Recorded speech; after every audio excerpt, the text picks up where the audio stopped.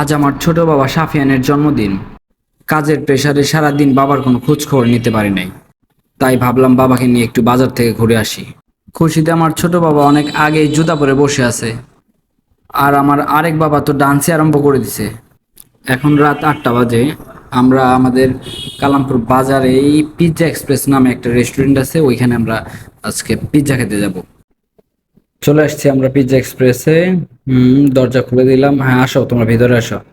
আমার বড় বাবাকে একটু নার্ভাস মনে হচ্ছে। ভিতরে আসার পরপরই আমার ছোট বাবা খাওয়ার জন্য অস্থির হয়ে গেছে, চিল্লাচিল্লি শুরু করে দিছে, পিৎজা নিয়ে আসেন, পিৎজা নিয়ে আসেন।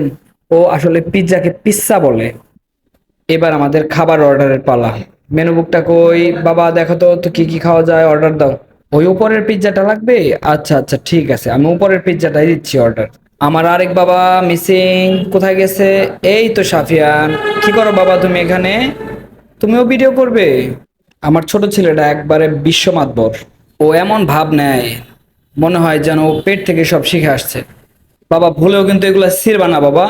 বাবা ছিড়ো না, ছিড়ো না, ছিড়ো না। আরে 20 মিনিট অপেক্ষা করার পর আমাদের খাবার শেষমেশ চলে আসছে। পিৎজার বাইট আগে বাবাকে দাও, বড় বাবাকে দাও।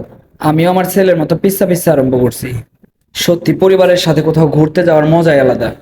আমি সবসময় আমার পরিবারের সাথে ঘোরার চেষ্টা করি। এই তো কিছুদিন আগে আমি কক্সবাজার ঘুরে আসলাম।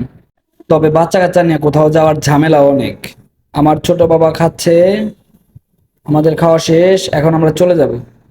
আবার দেখা হবে ইনশাল্লাহ। কি তুমি মিটমিট করে হাসো কেন?